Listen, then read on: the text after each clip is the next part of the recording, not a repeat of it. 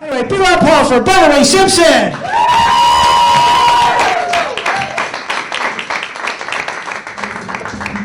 right, here we go. Let's get ready. Fasten your seatbelts. I'm going to get right into it. What do you think about this messed up traffic? All right, no comments? It took me 4 hours to get here from Huntington Beach. I was stuck in traffic so long, my car actually depreciated $1,800. No, I was stuck in traffic the other day, speed run to Pomona, 5 hours. I was stuck in traffic so long, my eyesight changed. Actually, I've been spending so much time in traffic, I think I'm missing out on my grandchildren growing up. But I'll tell you, people, there's people everywhere. And what are we doing? I'm sorry, I'm new here. I don't want you to not see me. So, what are we doing to the human race? I swear to God, we got men wearing man buns and dresses. We got women sporting flat tops and flannel shirts. And we got babies with mohawks.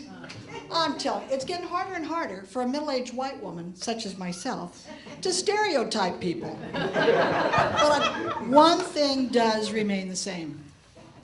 Old is old. And I know. The other day I was sitting around with my girlfriends at coffee, because that's what we do all the time. Sit around at coffee and talk about this pain and that pain and, you know, all of the champagne. No, only some of my girlfriends would talk about the champagne. But I'm thinking, you know, we're always out in public, and we're always bashful, you know how we are. And maybe we need some special code words we can use, because people are always eavesdropping on us. And I think, well, so I didn't tell my friends yet. This will come as a surprise. But I'm going to start calling this my in zone. I'm going to call this my O zone. This is going to be my fun zone. And this is going to be my always under construction zone. But anyway, it's fun getting old. Getting old is cool. Recently, my husband and I decided we'd restore a 1955 old and cool Chevy. Yeah, that's what I'm talking about. Well, I thought it'd be fun. Well, it was kind of fun. It was a little intense. Well, let's put it this way. I've not felt that much pressure since my last mammogram. I mean, you know what I'm talking about. Where the doctors take your fun zone and they put it in a hard, cold, pancake-like press. That doesn't work. So I started thinking, well, maybe if the doctors could get a hold of the 3D imaging at the airports, we wouldn't have to do that anymore. But anyway, so we got this car going, and she comes home on a flatbed truck.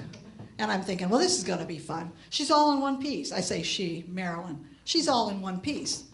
And I want to stay part of the rebuild, you know, the restoration process. So she's home 3 days. I go on vacation. I come back, and she's gone. I go down to the shop, and to my horror, I open the door, and there she is. She's in parts and pieces all over this warehouse. And I'm thinking, what the hell? You know, it kind of looked like the, I'll say the scene out of The Wizard of Oz. You know, where the scarecrow is torn apart, and there's straw all over the cornfield? She looked just like that. The body man comes over and he says, don't worry, Beverly. We got it all in control. Because we happen to have the 1955 shop manual, and we can put Marilyn back together piece by piece properly. So I think, well, I want to stay in the build. So I pick this book up, and I start reading it. 512 pages. Cover to cover, I read it. Pure filth. Pure filth. There's no way this was written by a body man. It had to have been written by a booty man. I mean, who else would name a car part a diaphragm spring? Or how about the crankcase breather cap? I don't know where he's going on that one. Oh, wait a minute. The crankshaft puller gear. And of course, what car is not complete without a rear axle that needs periodic lubrication? So I'm starting to think, there's no way. I'm reading the shop manual and I'm thinking, the more I read it, it sounds less like a shop manual and more like 55 Shades of Grey. So now that I'm in, thank you. $10 for you later. So now I'm in the auto zone, so to speak. And I'm watching a lot of TV, Velocity, Make 'em Auto Auctions and stuff, and up pops this commercial about Bridgestone puncture-proof tires. And I'm thinking, wow, that kind of gave me an idea. Now what if, let's just go with me for a minute. What if Snoop Dogg got together, what if Snoop Dogg got together with GorillaGangs.com and they devised an app, let's see, where would we go with this? They devised an app for your phone that would suggest alternate routes for the homeboys to take when they steal a car. Because, now wait for it, because the homeboys don't know where the spike strips are in a police pursuit. So, and they don't know if the car they steal has Bridgestone puncture-proof tires on it. But anyway, I'm going to leave that to the geniuses that do all those phone apps. So I'm getting older and I'm thinking, it might be time to go back to school. So I started looking at some adult education classes, ones that would fit for me. Wait. So, ones that would fit in my lifestyle, for how the world is changing and such. I think I need a class kind of like, what's the right gang sign for my zip code, for instance, that's important in Orange County. Or how to not get mugged at a carnival. Now, I could have used that last weekend for Halloween, because that was a bloody mess.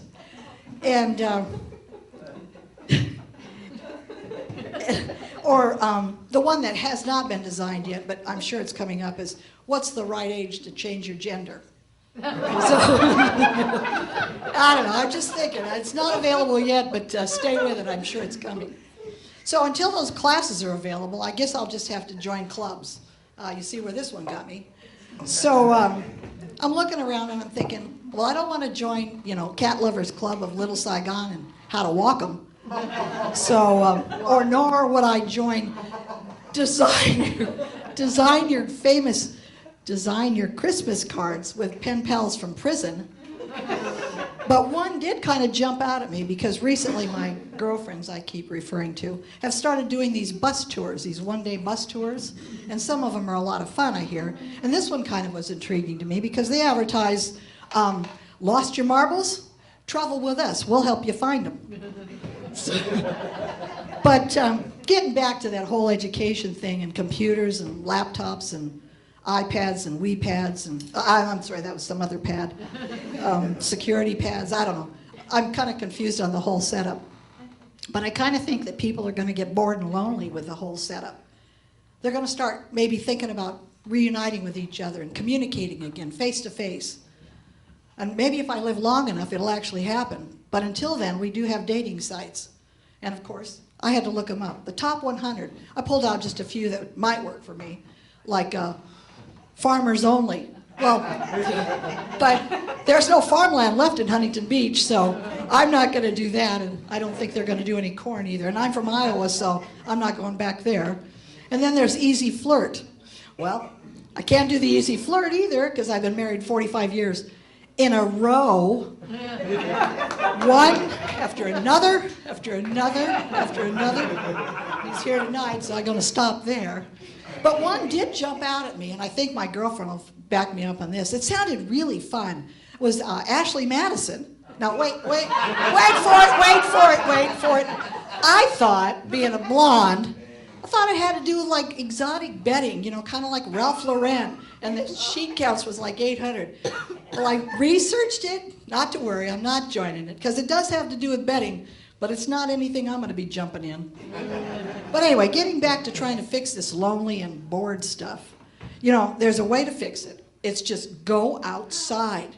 There's people everywhere. There's people here tonight. And by the way, I want to thank you all for coming.